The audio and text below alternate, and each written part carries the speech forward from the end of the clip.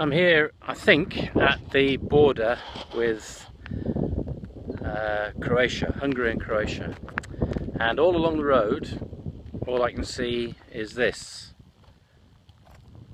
Hope you can see it. It's razor wire. It goes for a couple of miles up there and a couple of miles, I think, further down there. It's obviously to stop people from running across the fields and getting onto the road. So I think it's to do with the migrants and refugees. There's quite a bit of litter around, but I don't see anybody. So leaving Hungary, on my way into Croatia.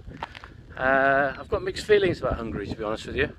I like it because it's dead cheap and you get value for money, but it's really strange. There's a sense of resentment there. They obviously don't like the migrants. I've heard people being really hardline about that, Hungarians that is. I think they feel resentful, my sense is, about the loss of their prestige,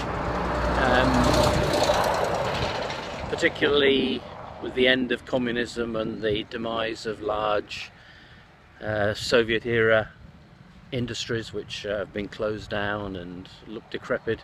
I think their economy is up the creek. There's a real sense of right-wing, very conservative, almost fascist, I'd say, tone in the country.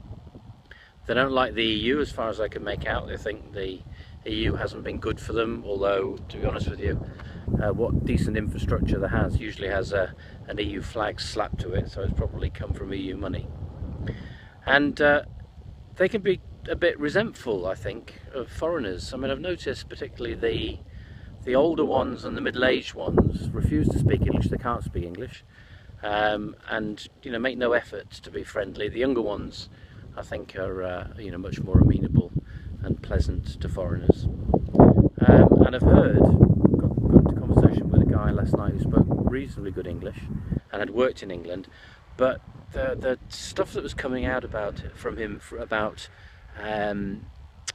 Jews, Jewish conspiracies, capitalist Jewish conspiracy, American Jewish conspiracy, and everything was to do with the Jews. I mean, there are real overtones, undertones of stuff from 70 years ago. It was really quite disturbing. I mean, one of the funny things was I mentioned to him about Tesco was here, and he immediately said, yeah, Jewish. He's probably right, because I think Tesco was founded by a Cohen, but I don't think they're owned by Jews nowadays. So a real odd sense of being beleaguered, being resentful, feeling hard done by.